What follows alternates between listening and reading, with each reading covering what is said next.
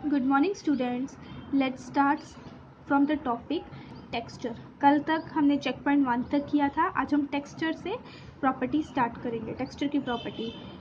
Texture क्या होता है? बनावट की कोई मटेरियल जो है वो कैसा बना हुआ है। How a material feels on touching. जब हम उसको टच करते हैं, ठीक है, वो कैसा फील होता है, उसको क्या बोलते हैं? उसका टेक्सचर। फॉर एग्जाम्पल जैसे जूट है या पेड़ का जो तना है, बाक होती है, ठीक है, वो रफ होते हैं जब हम उसको टच करते हैं। लेकिन अगर आप कोई सिल्क का कपड़ा ले लो, उसको टच करो तो वो क्या है? बहुत ही सॉफ्ट होता है। फ्लावर की जो पेटल्स मतलब उसकी जो पत्तियां हैं, ठीक है, वो क्या होती है? समान होती है, बहुत ही सॉफ्ट होती है। जैसे रोज़ प्लांट का रोज़ फ्लावर ले लो, आप उसकी पेटल्स को टच करोगे तो वो बहुत ही सॉफ्ट होती है। लेकिन अगर आप सैंड पेपर ले लो, ठीक है, वो क्या होता है? जो सैंड पेपर होता है ना, वो बहुत खुरदरा सा होता है, ठीक है, वो क्या है? बिल्कुल ही अनइवन सा होता है, ठीक है। ये क्या होते हैं? उसका texture. Next is the solubility. Solubility मतलब घुलनशीलता, कि वो कोई भी जैसे नंबर है, और बहुत सारे ऐसे मटेरियल होते हैं जो पानी में क्या हो सकते हैं? डिजॉल्व हो सकते हैं, घुल सकते हैं। But water cannot dissolve all the material. लेकिन पानी में ऐसा तो नहीं है कि सारे ही मटेरियल घुल जाते हैं। जैसे आप रेत ले लो, ठीक है, रेत क्या पानी में घुल जाती है? नहीं घुलती। और जबकि आप चीनी ले लो या फिर नमक ले लो, तो वो क्या होता है? वो वाटर में जो है कम्प्लीटली डिजॉल्व हो सकता है। ये जो प्रॉपर्टी होती है, ठीक है, किसी भी ऑब्जेक्ट की पानी में डिजॉल्व होने की, इसको क्या बोला जाता है? उसकी solubility. We can group objects on the basis of their solubility. हम ग्रुप ऑब्जेक्ट्स को इस प्रॉपर्टी के ऊपर भी जो है क्लासीफाई करते हैं एज द सॉल्युबल मटेरियल्स और इनसॉल्युबल मटेरियल्स। अब सॉल्युबल मटेरियल्स क्या होते हैं? वो मटेरियल जो वाटर में डिजॉल्व हो सकते हैं completely, they are called soluble materials. और वो मटेरियल्स जो पानी में डिजॉल्व नहीं हो सकते, उनको हम क्या बोलते हैं? Insoluble materials. अब नेक्स्ट आपकी एक एक्टिविटी है, ठीक है, इसमें आपको क्या बोला है? Collect sugar, chalk powder, baking powder, talcum powder, vinegar, mustard oil, cornflour, milk, wax, ये सब जितने भी उन्होंने ऑब्जेक्ट्स बोले हैं, ये आपको कलेक्ट करने हैं। Add small amount of each one of this in a glass tumbler half filled with water and stir. आपको एक ग्लास का टम्बलर लेना है, ठीक है, और उसको हाफ जो है पानी के साथ भर लेना है। फिर ये सारे अमाउंट धीरे धीरे 1 बाय 1 करके आपको पानी में डालने और उनको हिलाना है, और आपको ये चेक करना है कि वो सॉल्युबल है या नहीं है। उसके अकॉर्डिंग जो है आपको यहाँ मटेरियल राइट करना है, यहाँ पे इसकी प्रॉपर्टी करनी है सॉल्युबिलिटी और इनसॉल्युबिलिटी के according. Okay, now there are some gases that are soluble in water various. अब गैसेज का भी ऐसे होता है, कुछ गैसेज ऐसे होते हैं जो पानी में डिजॉल्व हो जाती हैं, जबकि कुछ गैसेज ऐसे होती हैं जो पानी में डिजॉल्व नहीं होती। ऑक्सीजन जो है वो एक एग्जाम्पल है। ऑक्सीजन गैस होती है पानी में कम्प्लीटली डिजॉल्व हो जाती है। जैसे एक्वेटिक प्लांट्स, जो पानी के अंदर प्लांट्स रहते हैं, या फिर जो एनिमल्स रहते हैं, वो जो पानी में ऑक्सीजन डिजॉल्व होती है ना, घुली होती है, वो उसी को जो है यूज़ करते हैं, ठीक है, जीवित रहने के लिए, ठीक है, फॉर देयर सर्वाइवल, मतलब जीवित रहने के लिए। Another gas that can dissolve in the water is carbon dioxide. इसी तरीके से कार्बन डाइऑक्साइड गैस भी जो है पानी में जो है कम्प्लीटली डिजॉल्व कर जाती है। जैसे एक्वेटिक प्लांट्स जो है कार्बन डाइऑक्साइड गैस को यूज़ करते हैं to make their own food photosynthesis. अब हम बड़े ना प्लांट्स जो है वो कार्बन डाइऑक्साइड यूज़ करते हैं अपना खाना बनाने के लिए। तो ये जो पानी में घुली हुई कार्बन डाइऑक्साइड है, इसको कौन यूज़ करता है? एक्वेटिक प्लांट्स यूज़ करते हैं अपना खाना बनाने के लिए by the process of photosynthesis. Nitrogen gas however doesn't dissolve in water and is said to be insoluble in water. जबकि नाइट्रोजन गैस एक ऐसी गैस होती है जो पानी में डिसॉल्व नहीं होती, और इसको क्या बोलेंगे? Insoluble in the water.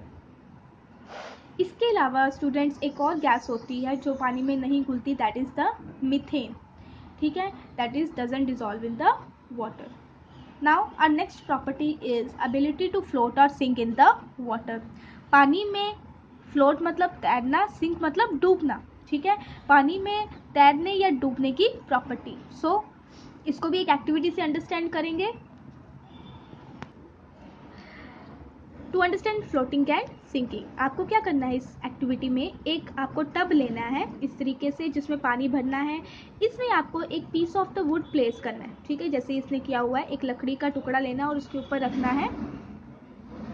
Then a piece of the stone of about the same size in the tub of the water, और इसके साथ ही एक सेम साइज का स्टोन का पीस लेना है, ठीक है, और वो टब में डालना है। तो आप क्या नोटिस करोगे, जो ये वुड है वो तो फ्लोट करती रहेगी, और ये जो देखो स्टोन उसने डाला ये क्या कर रहा है, ये सिंक कर गया, ठीक है, डूब गया। तो piece of the wood floats on the surface of water whereas the piece of the stone sinks to the bottom of the tub. अब ऐसा क्यों हुआ, वाटर फ्लोट करता है पानी के ऊपर क्योंकि ये पानी से क्या होता है, हल्का होता है, ठीक है, it is lighter than the water. Stone इसलिए सिंक करता है क्योंकि ये पानी से क्या होता है, हैवी होता है, ठीक है। और we can say stone is denser than water, हम दूसरे वर्ड्स में कह सकते हैं स्टोन क्या होता है, डेंसर है वाटर से, और जबकि वुड क्या है, लेस डेंस है वाटर से, ठीक है। We can group material on the basis of the floating और sinking in the water. So इस प्रॉपर्टी के बेस में भी हम जो है ऑब्जेक्ट्स को, मटेरियल्स को जो है वो क्लासीफाई कर सकते हैं, ठीक है। Next property is to group objects on the basis of the floating और सिंकिंग इन द वाटर। अब फिर इस एक्टिविटी में कुछ आपको जो है मटेरियल्स कलेक्ट करने हैं और उसको फ्लोट और सिंक के बेसिस पे आपको बताना है कि वो डेंसर देन वाटर है और लेस डेंसर देन वाटर है, ठीक है।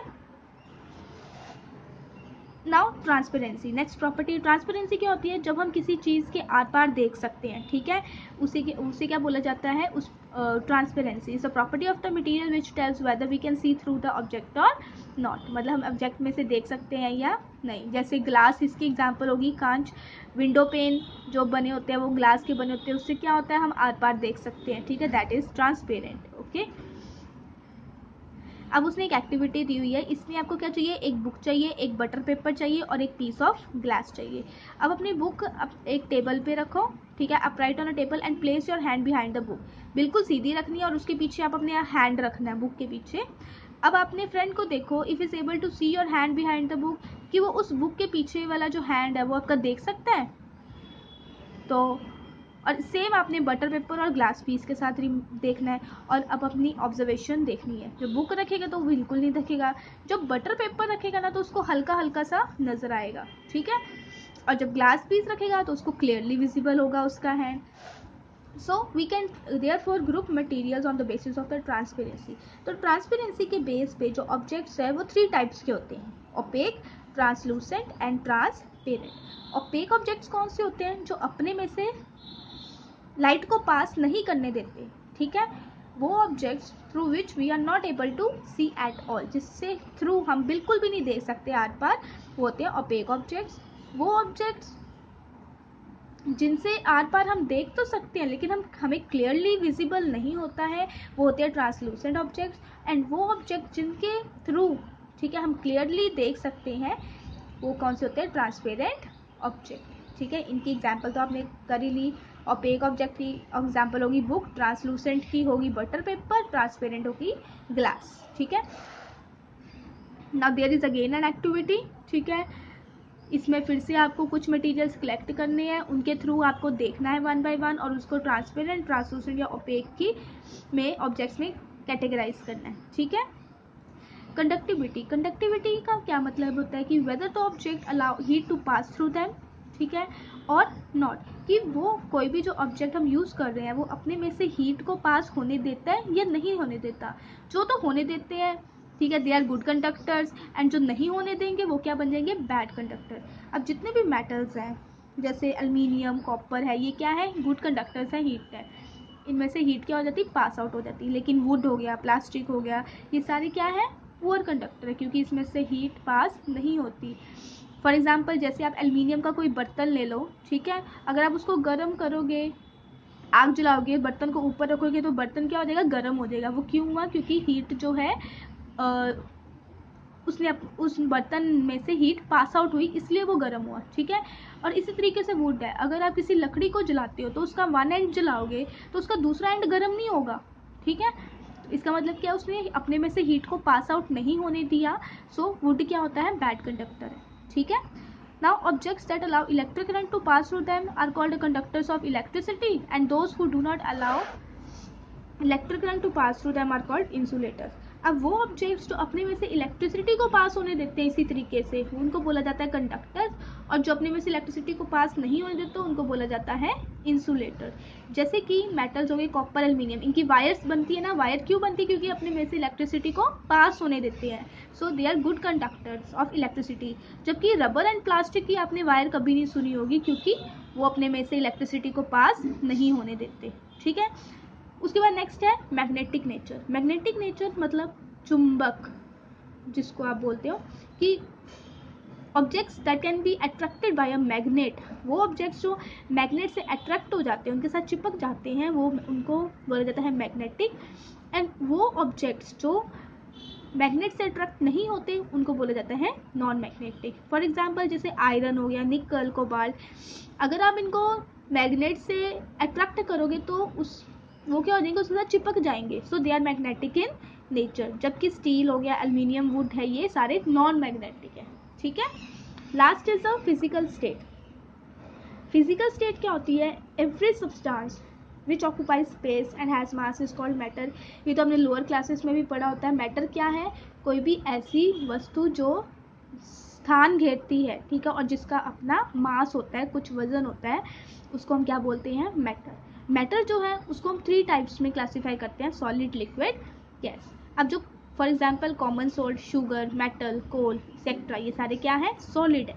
जबकि मिल्क, पेट्रोल, वाटर, ये क्या है? लिक्विड। एयर, स्टीम, ऑक्सीजन क्या है?